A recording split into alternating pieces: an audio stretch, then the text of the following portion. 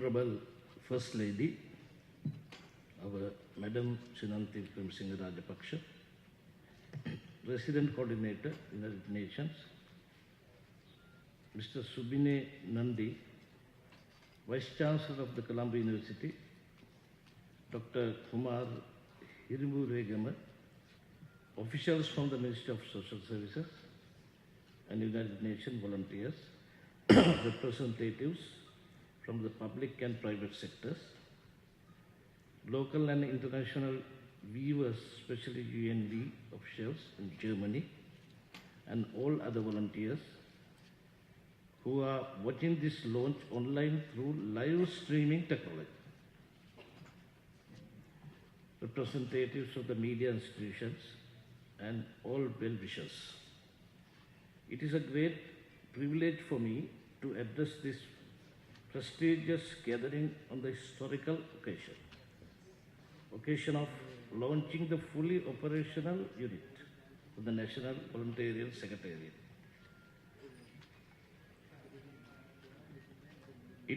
It's no secret that the volunteerism has been a part of the Sri Lankan culture and historically proven. Under the guidance of His Excellency Mahinda Rajapaksa, the people of our country have contributed their maximum efforts to achieve peace in this land. In Sri Lanka's battle against the terrorism, thousands of brave soldiers gave their lives and many more became disabled, trying to bring the peace. These sons and daughters of Sri Lanka, who have dedicated everything, the ways and that others could not, I have set unmatchable standard in volunteerism. Our chief guest today, the First Lady, Madam Shinanthi Rajapaksa, herself in an outstanding volunteer, and shining light, working tirelessly to the enlightenment of the future of our children through the Carlton Schools Network, Suva Udana and many other charity programs. As I stand in front of you today, I recall the tragic memories of tsunami, where I too lead the large teams of volunteers to restore the mostly destroyed coastal railway track within a short period of 52 days. In the recent past, there has been a great increase in the number of volunteers and their skills levels.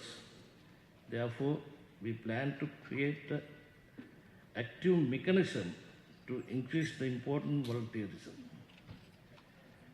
NVS is the product of our efforts and timely steps taken to make it happen. Finally, I am truly grateful to our partners for their continuous assistance from the very beginning in the making this concept reality. Especially the unitarian efforts of UNV and UNDP are invaluable. I thank my staff who contributed in many aspects for the success of this venture, which will transform volunteerism in Sri Lanka into a vibrant dimension. Now I will speak few words in Sinhalese. අතවශ්‍ය මට සන්තෝෂ වෙනවාද අපි මෙවැනි අවස්ථාවකට අපේ ගරු ප්‍රධාන ආරාධිත අමුත්තාවන madam Shiranthi Rajapaksa මැතිණිව මෙතනට ගෙන්නීමට ලැබීම ගැන මම ලබන්නේ ලොකු සතුටක්. මේකට හේතුවක් තියෙනවා. එතුමියගෙන් තමයි මම දේශපාලනයේ අවුරුදු 35ක් හිටියත් ස්වේච්ඡාව කියන එක යමක් අධ්‍යයනය කරන්න ග්‍රහණය කරන්න එතුමියගේ චරිතය මට උපයෝගී වුණා. මොකද මම දැක්කා අපි ඒ පිළිබඳ සොයා බැලීමේදී එතුමිය තමුගේ මුල් කාලේ තමගේ ප්‍රධාන තමගේ ප්‍රථම දරු උපතියට පෙරම ඔය වොලන්ටියර් මේ කාල්ටන් ප්‍රී ස්කූල් එක ආරම්භ කරලා එතනින් පටන් ගත්ත එතුමිය අද මේ වෙද්දි විශාල සේවාවක් කරනවා. හැබැයි කොතනකවත් ගිහිල්ලා ටීවී වලට ගිහිල්ලා ඒකන වර්ණනා කරන්නේ නැහැ, කතා කරන්නේ නැහැ. ඒ පිළිබඳ උදම් මල්ල නැහැ.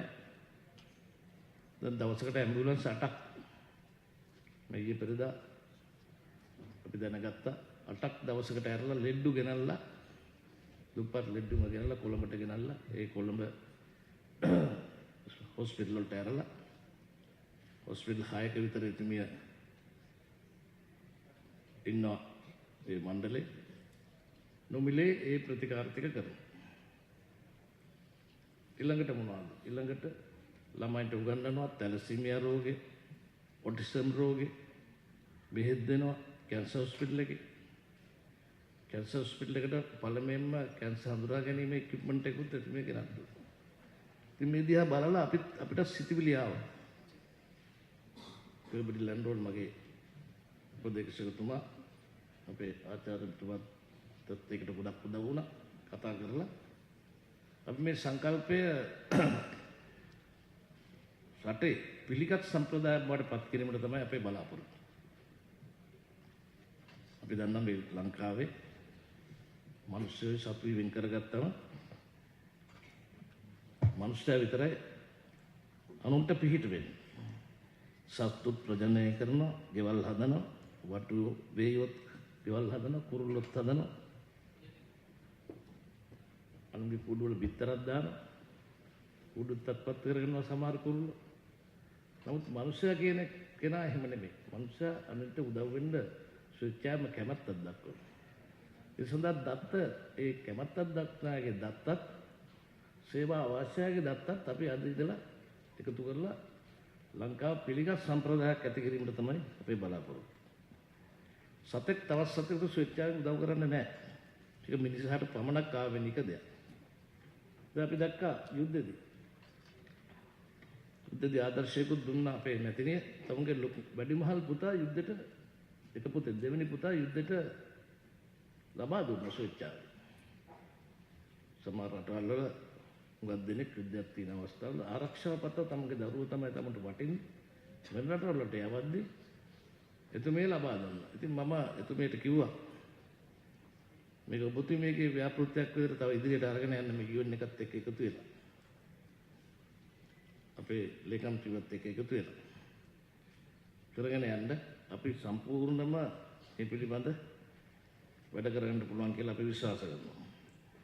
ඉතින් ඉස්සර අපේ සම්ප්‍රදායක් තිබුණා අපි ඊගෝ විතරට ගියත් කුඹුරු ටික හාලා දෙනවා.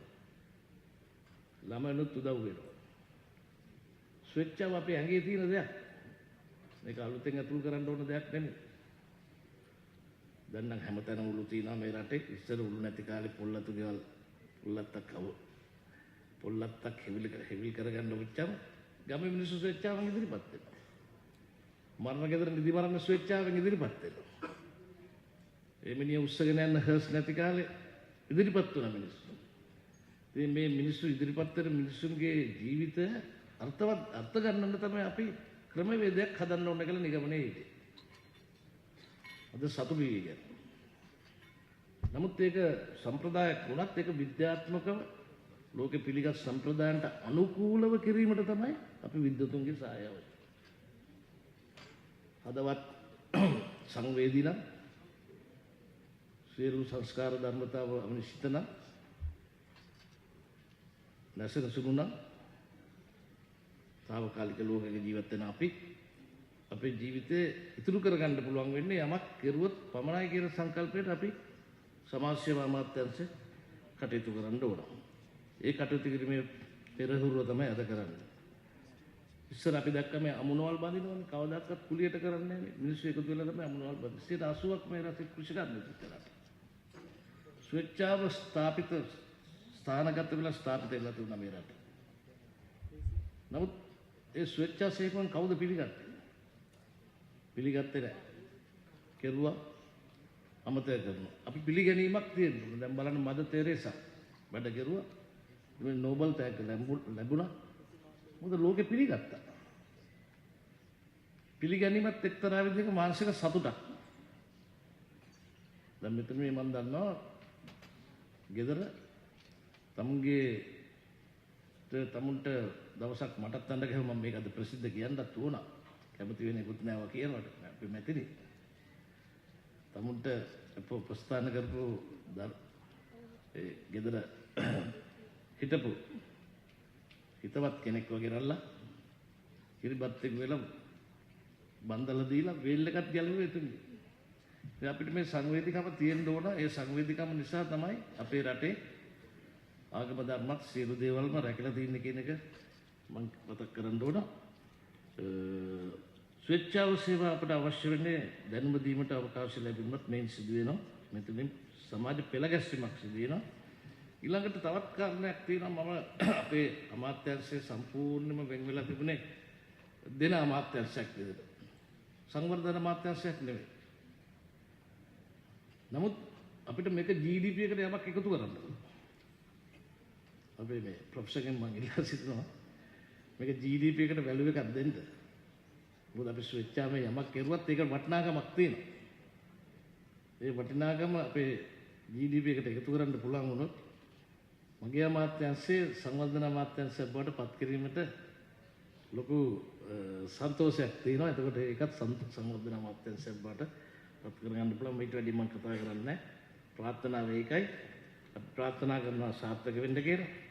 ඒ වගේම මේක රාශිගත ව්‍යාපාරයක්වත් නෙමෙයි. ප්‍රසිද්ධ කරන ව්‍යාපාරය.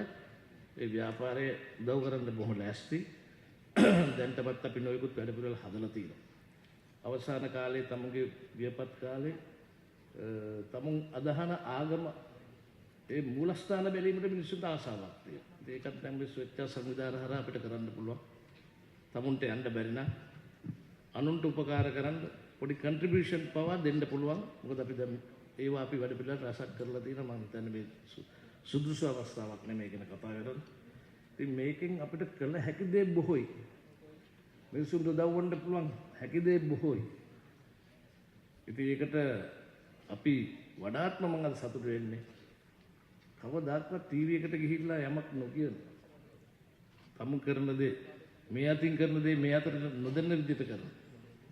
අපේ මැතිණිය මේකට ගෙන්නීම ලැබීම ගැන මම සන්තෝෂ ප්‍රකාශ කරමින් මේ දිනෙන් දිනම සාර්ථකවයි ප්‍රකාශ කරමින් බියෝට්ස් දෙකක් තිබ්බා මීට පෙරදම ඔබතුමා කියපු විදිහට. ඒකෙත් අපි හඳුනාගත්ත සිල්ස ටීවී එක හොඳ වැඩක් කරුවා. ඒකටත් මම මේ අවස්ථාවේ ස්තුති කරන්න ඕන. තවත් ඒවා කරලා ස්වේච්ඡාවෙන් වැඩ කරන අයව අගේම ලක් කෙරුවොත් අපි හිතනවා තවත් විශාල පිරිසක් සේවා අවශ්‍ය අයට සේවාව ලබා දීමට පුනා බලාගෙන ඉන්නවා. අතිරික්තයක් තියෙනවා. අතිරික්තය ධනයෙන් ශ්‍රමයෙන් සමාතිරික්තය ධනයාතිරික්තය පොඩි කන්ට්‍රිබියුෂන් එකක් දුන්නොත් සාධාරණ යහපත් සමාජයක් තුළ අපිට ජීවත් වෙලා සාමය විතරක් නෙමෙයි මානසික ආතතියක් නැති කරගන්න පුළුවන් කියන නිගමනයේ හිතමින් අපිට ජය වේවා කියලා ප්‍රාර්ථනා කරමින් මගේ වචන ස්වල්ප අවසන් කරනවා.